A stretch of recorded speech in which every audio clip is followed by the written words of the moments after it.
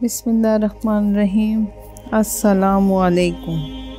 قصہ اللہ کے نبی حضرت شموئیل علیہ السلام کا۔ حضرت یوشع علیہ السلام کے زمانے میں بنی اسرائیل جب سرزمین فلسطین میں داخل ہو گئے تو انہوں نے اللہ کے حکم سے ان کے درمیان اس علاقے کو تقسیم کر دیا تاکہ وہ امن و اطمینان کے ساتھ زندگی بسر کریں اور دین حق کے لیے سرگرم عمل رہیں۔ حضرت یوشع علیہ السلام آخر عمر تک ان کی نگرانی اور اصلاح حال میں مصروف رہے اور ان کے معاملات کے فیصلوں کے لیے قاضیوں کو مقرر کیا تاکہ وہ آئندہ بھی اسی طرح اپنا نظام قائم رکھیں۔ حضرت موسیٰ علیہ السلام کی وفات کے بعد 350 سال تک یہ نظام یوں ہی قائم رہا کہ خاندانوں اور قبیلوں میں سردار حکومت کرتے اور ان کے معاملات کے فیصلے قاضی انجام دیتے تھے، اور نبی ان تمام امور کی نگرانی کے ساتھ ساتھ دین کی دعوت و تبلیغ اور اس کی اشاعت کی خدمت سر انجام دیتے۔ کبھی ایسا بھی ہوتا کہ بفضل انہی میں سے کسی قاضی کو منصب نبوت عطا ہو جاتا، اور اس تمام عرصے میں بنی اسرائیل کا نہ کوئی بادشاہ تھا اور نہ تمام قوم کا ایک حکمران، اور اسی لیے ہمسایہ قومیں اکثر ان پر حملہ آور ہوتی رہتی تھیں اور بنی اسرائیل ان کا نشانہ بنتے رہتے تھے۔ کبھی عمالقہ چڑھاتے اور کبھی مدیانی حملہ آور ہوتے تو کبھی آرامی، اور ان میں سے اگر حملہ آور کو ہضمیت بھی ہو جاتی تو بھی وہ آئے دن چھاپے مارتے اور لوٹ مار کرتے رہتے تھے، اور یہ سلسلہ یوں ہی جاری رہتا کہ کبھی یہ فتح پا جاتے اور کبھی وہ غالب آ جاتے۔ آخر میں ایلی کاہن کے زمانے میں غزہ کی قوم نے ان پر زبردست حملہ کیا اور شکست دے کر متبرک صندوق تابوت سکینہ بھی چھین کر لے گئے۔ اس متبرک صندوق میں تورات کا اصل نسخہ، حضرت موسیٰ علیہ السلام و ہارون علیہ السلام کے عصا اور پہرن اور من کا مرتبان محفوظ تھے۔ فلسطینیوں نے اس کو اپنے مشہور مندر بیت وجون میں رکھ دیا۔ یہ مندر ان کے سب سے بڑے دیوتا وجون کے نام سے منسوب تھا۔ وجون کا جسم انسانی چہرہ اور مچھلی کے دھڑ سے مرکب بنایا گیا تھا اور اسی مندر میں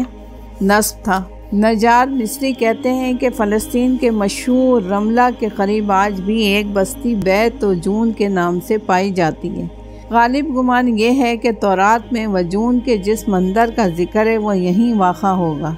اور اسی نسبت سے بستی کا نام بھی بیت وجون رکھا گیا۔ حضرت عیسیٰ علیہ السلام کی وفات ہو گئی تو مصر و فلسطین کے درمیان بحر روم پر آباد عمالقہ میں سے جالوت نامی جابر و ظالم حکمران نے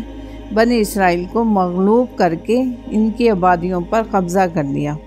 اور ان کے بہت سے سرداروں اور قبیلے کے معزز لوگوں کو گرفتار کر کے ساتھ لے گیا اور باقی کو مغلوب کر کے ان پر خراج مقرر کر دیا اور تورات کو بھی فنا کر دیا۔ بنی اسرائیل کے لیے یہ ایسا نازک دور تھا کہ نہ کوئی نبی و رسول ان میں موجود تھا اور نہ سردار و امیر، اور خاندان نبوت میں ایک حاملہ عورت کے علاوہ کوئی باقی نہ تھا،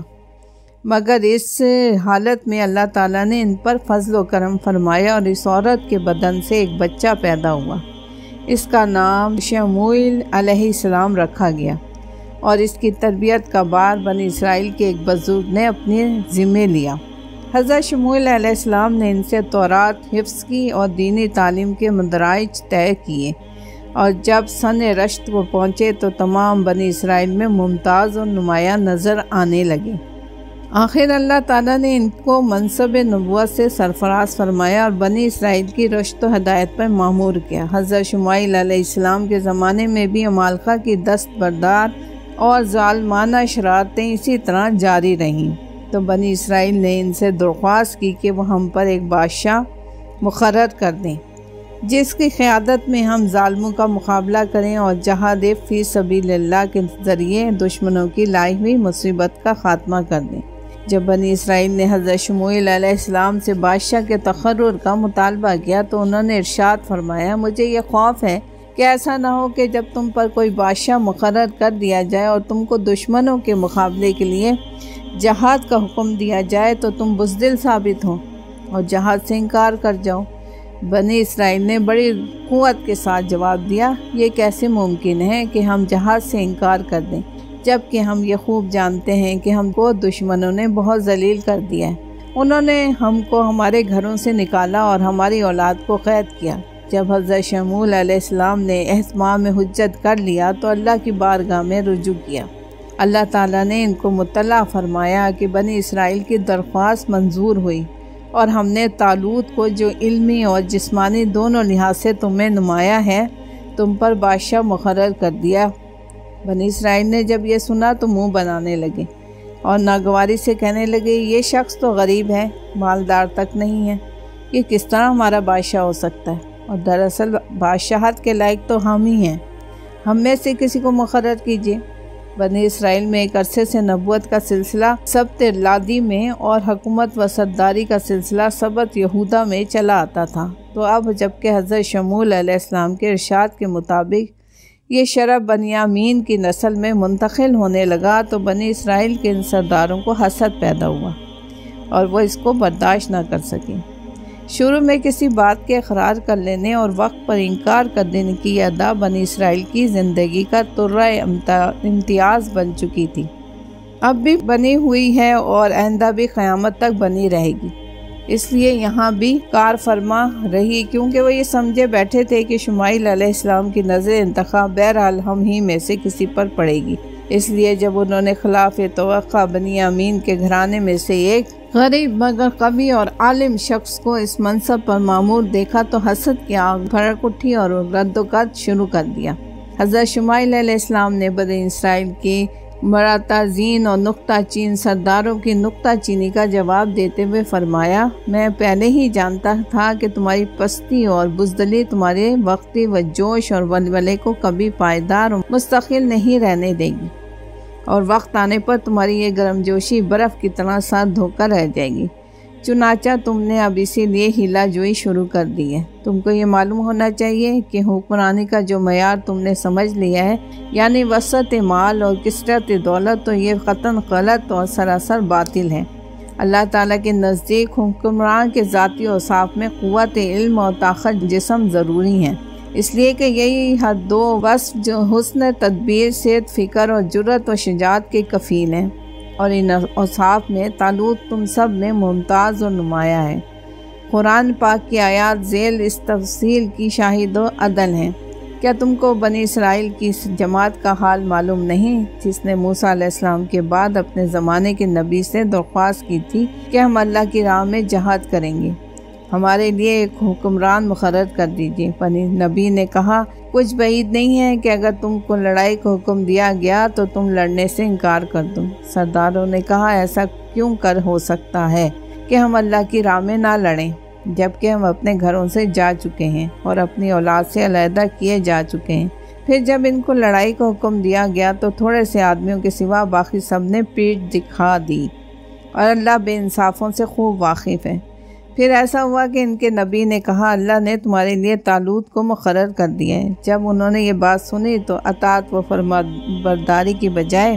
کہنے لگے، وہ ہم پر کچھ کیسے حکمران بن سکتا ہے، جبکہ اس سے کئی زیادہ ہم حکمران بننے کے حقدار ہیں۔ علاوہ بری اس کو مال و زر دولت کی وسعت بھی حاصل نہیں ہے۔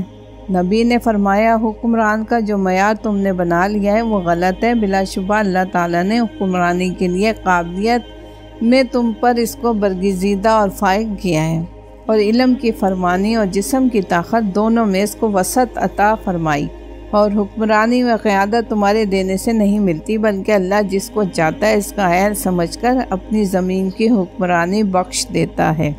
اور وہ اپنے تصرف و قدرت میں بڑی وسعت رکھنے والا اور سب کچھ جاننے والا ہے۔ بنی اسرائیل کی اس رد و قد نے یہاں تک طول کھینچا کہ انہوں نے شمعون علیہ السلام سے مطالبہ کیا کہ اگر طالوت کا تقرر من جانب اللہ ہے تو اس کے لیے اللہ کا کوئی نشان دکھائیے۔ حضرت شمعون علیہ السلام نے فرمایا کہ اگر تم کو اللہ کے اس فیصلے کی تصدیق مطلوب ہے تو اتمام حجت کے لیے وہ بھی تم کو عطا کی جا رہی ہے، اور وہ یہ کہ جو متبرک صندوق تابوت سکینہ تمہارے ہاتھوں سے چھن گیا ہے، اور جس میں تورات اور حضرت موسیٰ علیہ السلام و ہارون علیہ السلام کے تبرکات محفوظ ہیں، وہ طالوت کی بدولت تمہارے پاس واپس آ جائے گا، اور حکمت الہی سے ایسا ہوگا کہ تمہاری دیکھتی آنکھوں فرشتے اسے اٹھا لائیں گے اور وہ دوبارہ تمہارے قبضے میں آ جائے گا۔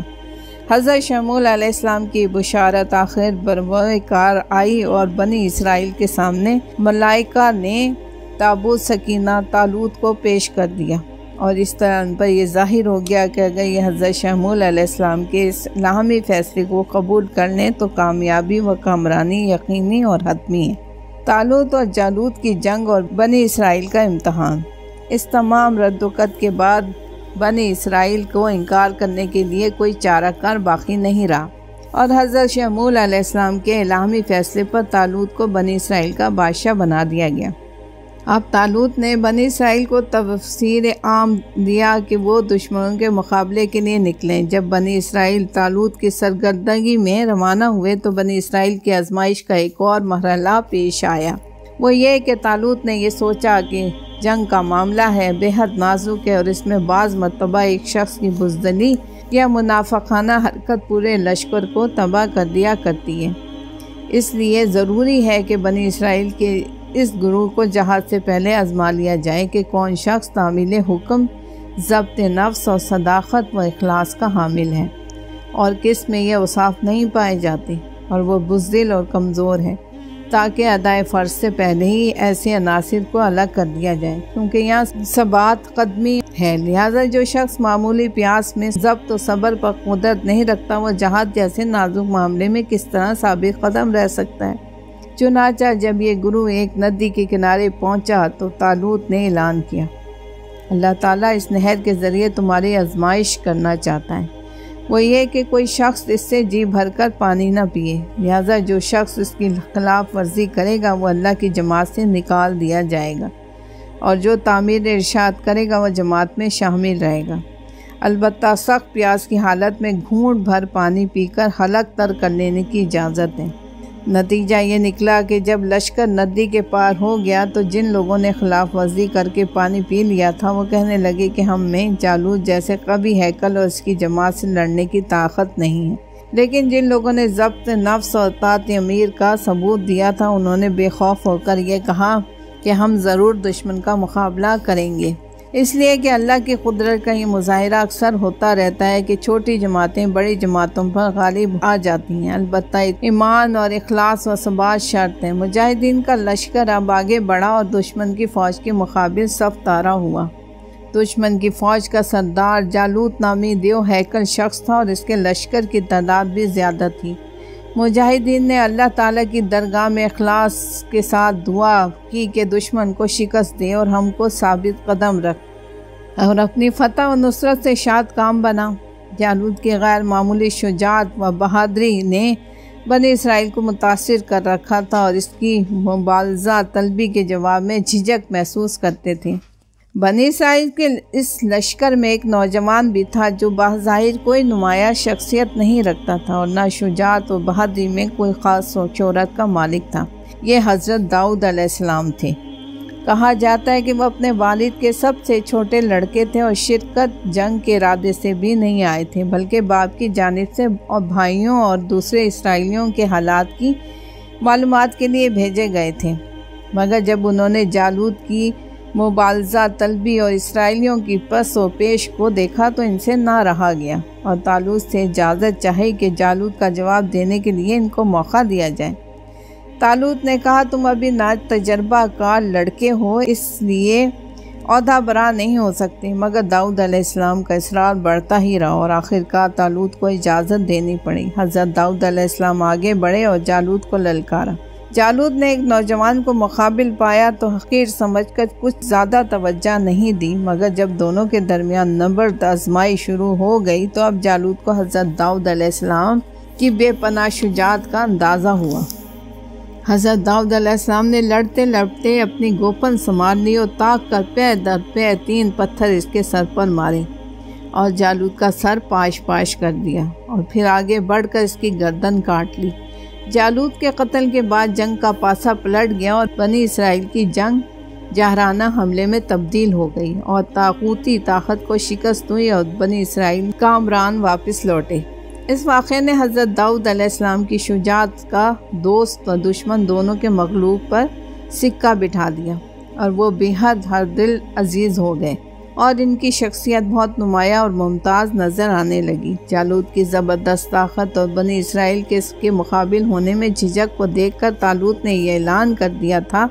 کہ جو شخص جالوت کو قتل کرے گا میں اس سے اپنی بیٹی کی شادی کروں گا اور اس کو حکومت میں بھی حصے دار بنا لوں گا۔ اسی دوران میں حضرت شموئیل علیہ السلام کا انتقال ہو گیا۔ حضرت شموئیل علیہ السلام، طالوت اور حضرت داؤد علیہ السلام کے ذکر کردہ واقعات میں جو بصیرتیں اور حکمتیں پیدا ہیں وہ اگرچہ بہت ہیں تاہم مختصر طور پر چند قابل غور ہیں۔